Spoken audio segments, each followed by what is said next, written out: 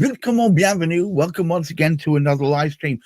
We alternate, well, I would say alternate. We vary this slot today between property matters, more general purpose property, and in general, we usually have a guest or two, and and construction matters, where normally we'd have the inimitable Michelle here to help us guide us through. She is a QS, very knowledgeable. But unfortunately, she is very ill. So I'm going to do a quick shout out to you. Michelle, get well soon. We miss you here. But today's topic is an interesting one. In other podcasts, Hamish and I are often talking about the fact that there should be, according to the last, umpteen manifestos by whichever incumbent there happens to be at number 10, there's been a promise to build certain numbers of homes, and it's never happened. And we were, I wasn't hopeful, but I was wanting to be proved wrong this time around. Unfortunately, not happened. Today's construction matters is 1.5 million homes. Ambition or impossible target? Hamish, start us off, do. Well, yes, it's a fine afternoon here in Oxfordshire again. Bright sunshine. It's bright. One can see from behind, but there's also that in front of me. Cool.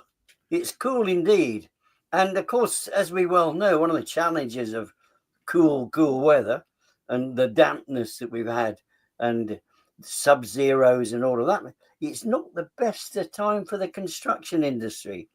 They do have to slow down whether they wanted to or not. Yeah.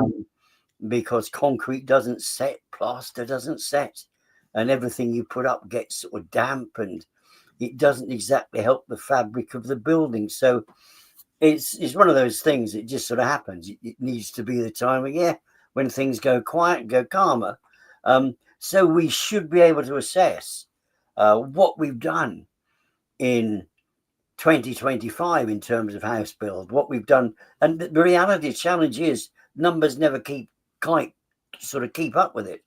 No. What we perhaps need to do is let's go back to 24, 25 from the time when our government came in. Now, in fairness to this particular government, they came in with a tremendous number of flags flying. Unfortunately, the wind hasn't been particularly helpful on their way through. And sometimes they sort of almost cut the bit off that was holding the flag up. So the flag has sort of disappeared, or somehow or other, we're not able to sort of go forward, not able to go through. Now, when we actually, big target, 1.5 million homes in a 5-year period. Now, I've been around for a few years, not all of them in construction. I do not recollect any time historically in this country. Hopefully we'll have some knowledgeable person looking in that can say, oh, we did it that year, Hamish. I believe it was in the late 60s was the last time we hit 300,000. And that's the number of properties per year that we need to actually sort of build over that. And when we actually sort of did that 300,000, there were an awful lot more tradespeople about per 1,000 capita, if you get with me. So there would have been, in fact, I remember the good old secondary modern schools in those days. They were not teaching people the skills, the plumbers and the bricklayers and sort of all the rest of it. Now we've in a situation now, and it's not entirely, life happens. And whatever government comes into power, we know that they will say, we want to do this, and something will actually come that they weren't expecting. Nobody expected lockdown. A lot of people expected COVID because there's nothing new in some kind of ailment, some kind of illness creeping around the world. We had the AIDS sort of type thing at one stage. But if we go further back, did you expect Grenfell? No. So nobody expected that. That was suddenly, and then more recently, through this excuse of a report that was written for it, we've now become aware of how many other potential Grenfells there are. And on the back of that, that takes off the available market. Loads and loads of potential places for first-time buyers, etc., etc. Well, we know full well, don't we, that there's tens of thousands of empty properties actually going through remediation at this moment in time that Right. nobody can live in because the block of flats is too dangerous for anybody to live in. So they've had to move out. There's the occasional one that's had fires and all the rest of it. So there's a tremendous amount of remediation actually sort of going on, taking place, which has slowed down the availability of properties there anyway. And of course, with the remediation taking place, that is taking away construction engineers. They have got to be investigating that. Planning engineers, planning people have got to be involved with that. The regulator, the building safety regulator, all of these things are taking up the time of that we weren't expecting. And then, of course, the other aspect, of course, because of sort of lockdown, the combination here, we forget about this knock-on type of effect. Never in life is anything as simple as it happens to be. And it's particularly in view of the way that our current government, with their limited experience, is not something that they would anticipate. But you do X, it doesn't just happen to go to Y. It will revert back a whole bunch of byproducts, a bunch of byproducts on the side that no one is prepared for. That's the thing. Absolutely, because what actually happened several years ago when they decided that, oh, let's lock everybody inside, good idea or bad idea, it doesn't really matter. We're not even commenting on that today. But what happened? You look at this, an expert builder from Poland, for example, or Czechoslovakia, they decide, well, if I can't go and work for 6 months because of one thing or another, although the building industry didn't come about the same way, but because of lockdown anyway, people went back to the country of origin. They went back to Czechoslovakia. They went back to Poland, as a result of which we lost an awful lot of skills that went back to their home country. But also because of Brexit, many people who are here, expert builders from Poland, for instance, use them as a good example, and also from Slovakia and the Czech Republic, because I was married for 7 years to a Czech lady, so I used to see this milling around me. When Brexit was going through, or lead up to Brexit, most importantly, a lot of these thought, why would I stay here to be victimized and pointed at? I'll go back home and make the same amount of money doing it in a society where I'm welcomed. And that's exactly what the Polish did. Well, it's not quite like that. Because what had happened, what brought them to the UK in the first place?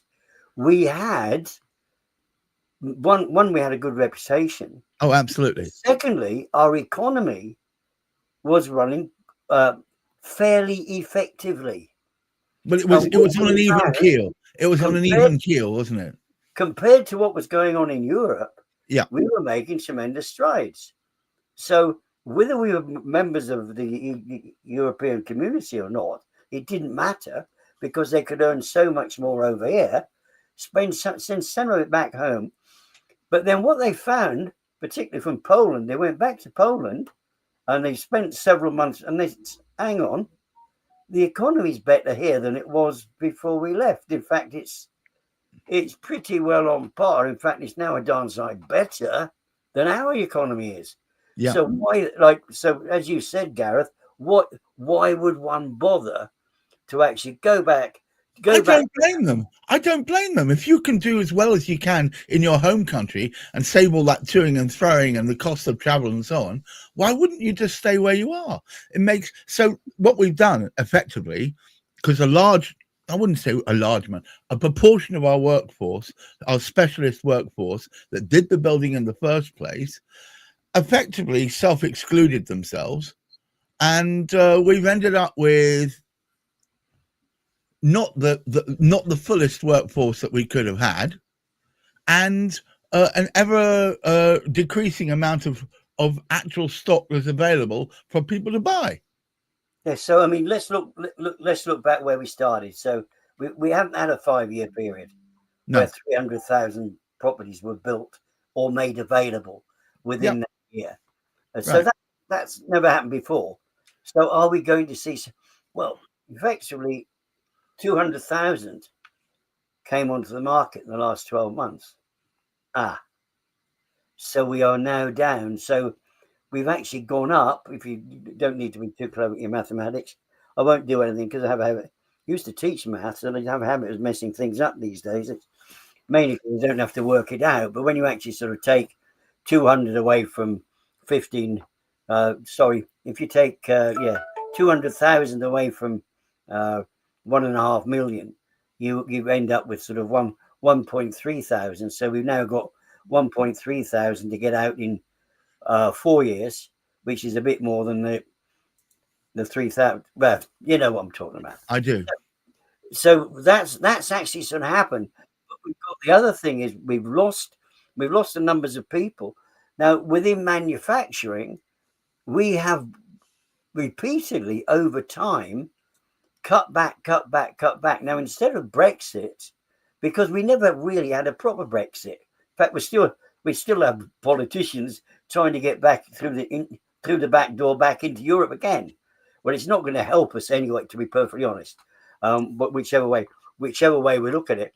But the whole idea was to create some kind, not exactly a self-preservation society, but have a community, have a country which could manufacture for itself. Just that tune is now going around my head from the. I'm just okay. So it's not happening, is it?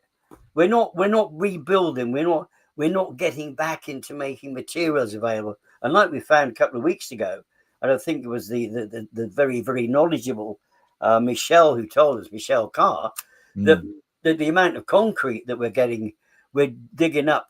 We've stopped. It was the lowest volume since something like the 50s that we've dug up in the UK. The balance we've had, changing practice to a certain extent, we're not using quite as much, but to sort out the balance, we're actually bringing it in from Europe. So there's all sorts of things which are imposing themselves upon us to make life all the more difficult. It seems ridiculous, frankly. A friend of the show, Spencer Collins, is a couple of comments, and I'm just going to put one of them up. Given chronic underfunding, rising borrowing costs, etc., how can housing associations and councils restructure financing or whatever and optimize project pipelines to deliver large-scale affordable housing at speed without triggering systemic risk? Yeah, so basically, we're a bit buggered at the moment, if I can use a technical term, and it's very hard for housing associations and similar to deliver affordable housing at anywhere near the speed that we need it to.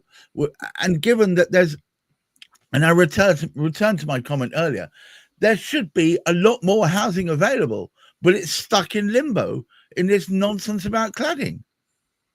It's not so much nonsense, but unfortunately, it's because of the shallowness of many of the builders and thinking, we can do that, we can do this, we can cut away this, we can take that out. You can't do that in any other industry. No, it's rampant profiteering, isn't it? Really? Yeah. I mean, if you did that in motor vehicles, it'd all be falling apart.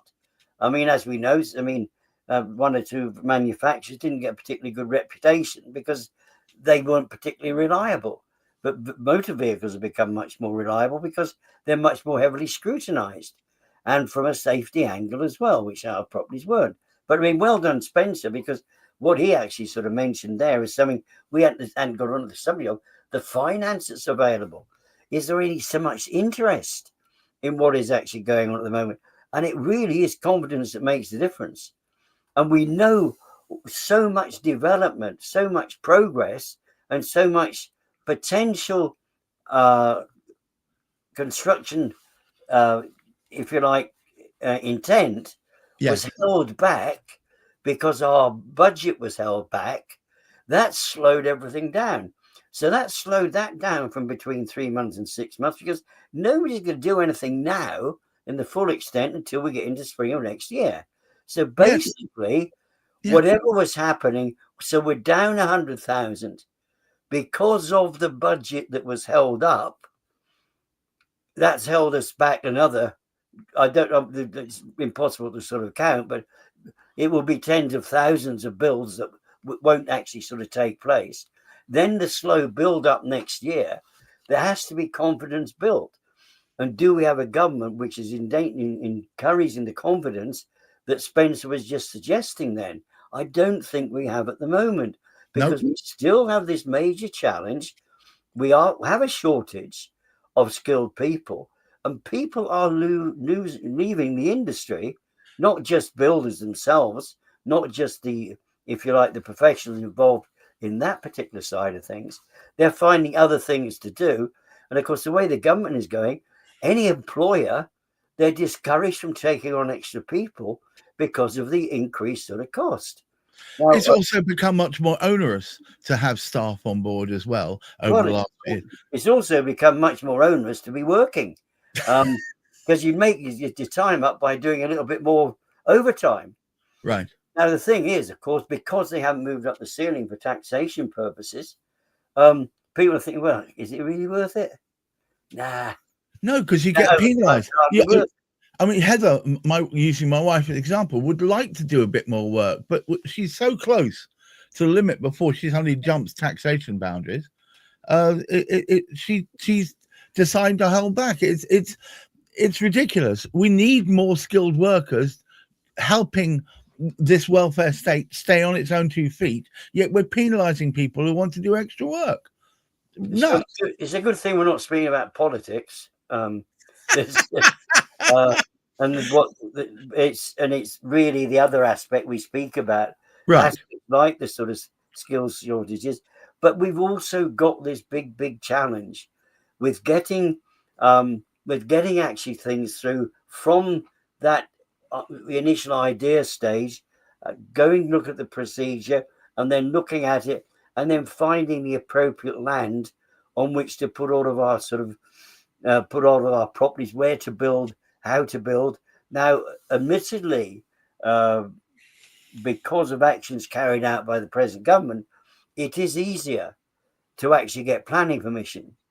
So there's a lot of numpties, poor souls, that aren't able to actually sort of prevent building going on. But unfortunately, some of that build shouldn't be going on. There are areas where we shouldn't be building, but it's like anything else in life. Because the developers want to make money, they found a fascinating place. And one of the challenges to mainly the likes of us, now, for example, Gareth, you've just had all that massive, great field of yours. It's full of pipe work now. I don't know how deep the pipe work is. But about 60 foot. Now, it could well be that, having looked at what's been going on there, the local council are thinking to themselves, hang on, we've just dug that field up. That would be a prime place to build another 400 or 500 houses. Now, they might be doing that because we know the drainage is there now. They might actually be doing that, but nobody knows about it yet. It's in one of their secret little sort of, it's called the Sheila. I won't explain all the complications. We'll get somebody on board to explain about that. Yeah, that might be a good idea. That would be a good idea for a further podcast, actually. Yes. It could have been highlighted by the council to be able to turn around to the government. Oh, we've got these plans we've designated this land being ideal for this, that, and the next thing. We haven't spoken to the neighbours about it yet. And the neighbours don't know. No, well, they want to go, and the trouble is, those poor souls want to go and buy their retirement property. Look at that beautiful countryside that I see before me. And if you came to Bicester and you were buying a house in Bicester, on the outskirts of Bicester, about sort of 20 years ago, you would be totally engulfed now. You're totally surrounded. Instead of being surrounded by fields, it's actually surrounded by houses and more houses. I have to say, since I've moved out to the country, I went into because I'm a member of a film club, and we were looking at an old film and then discussing it. So I went back to Boreham Wood in London, Yeah, and where I went to someone's house there, and they used to have 2 houses in front of them, a field, and then 30 houses way back there. Now completely surrounded. I've never felt so penned in. It's very odd, and this is what's happening outside Bicester and so many other conglomerations. I just want to say quickly, thank you to all you people that have turned up and are supporting us by attending. Really, really love that. And although today sounded like a bunch of people moaning about politics, our focus is about housing.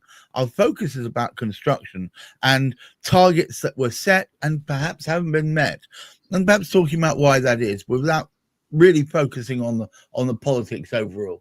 But thank you so much for being here.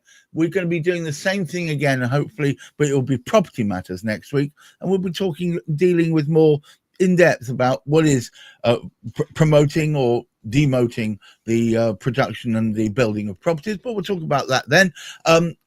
Hamish, would you take us home, please? Well, yes, I think I ought to also add to what Gareth just said. We set out, and one of the advantages of the way we go, I say, well, to us it seems like an advantage. We put out some detail about what we're going to be discussing. This is almost a public awareness sort of broadcast, if you like. This is what our podcasts are about. We want to create the knowledge and the wisdom, not so much the wisdom, but create the knowledge of certain things that are going on, things that possibly people hadn't thought about, weren't aware of, but also getting people to understand there's much, much more to what we speak about that you can find the detail about. And of course, the most important thing of the lot is if you actually look in at the sort of links that we have, the people that we have to discuss these matters, you'll find we get some very, very, very, very experienced people who can actually start speaking about solutions. And the most important thing that we can do, and this government has to learn, it is how much you collaborate with other people, with the whole, but it needs to be that more and more, it has to be a holistic approach. You need to speak to experts, not just experts that you get on with, but everybody that's involved with the whole of that particular sort of process. So it is the construction engineers, it is the planning people, it is the building control, it is the actual professional people who are actually doing the work as well. So there's so many people. Oh, crikey, I forgot to mention the lawyers. You do need property lawyers. So there's so many people that need to be involved with these discussions. You exclude any of them, you're not really going to go as far forward as you want to go. But anyway, we must end it today. I know, Spencer, you wanted to throw your thoughts and ask questions about the 2025 budget. Let's not do that here. We can probably mention that perhaps in Property Quorum, but which is, by the way, on Thursdays at 10 o'clock. We also have tomorrow Ipsa Kind of Magic, which is representative of the independent personal search agents up and down the country, or in an association that's currently chaired by Hamish. And also, further, we've got Cladding Matters on Friday, where we discuss the aspects of property safety and property building safety, things that have come out of the whole cladding disaster. It's not just about cladding. It's about what's underneath the cladding. So when you lift the skirts up, you see the filthy petticoats underneath it, dare one say. But until then, thank you so much for listening. Keep your feet on the ground. Keep reaching for the stars. And please try and look after your mental health. Until tomorrow, goodbye.